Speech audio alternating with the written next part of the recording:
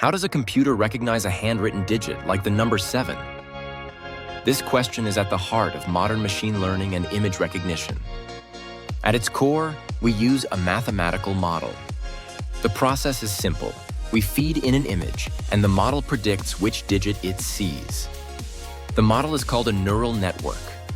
It is inspired by the structure of the human brain, with layers and nodes working together to process information. Each digit image is made up of 28 by 28 pixels. That is 784 inputs, all flattened into a single long list of numbers. Machine learning means discovering the right parameters inside the network. These parameters are called weights and biases, and they determine how the network makes predictions. Simple tasks, like distinguishing two classes, need only a few parameters. Recognizing all 10 digits, however, requires thousands of parameters working in unison. We start with random guesses for these parameters.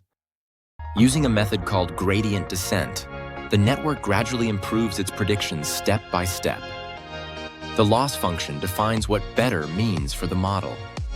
If we choose the wrong loss function, the network learns the wrong thing. In summary, structure gives us possibilities, parameters find the solution, and the loss function sets the destination. This is how computers recognize handwritten sevens.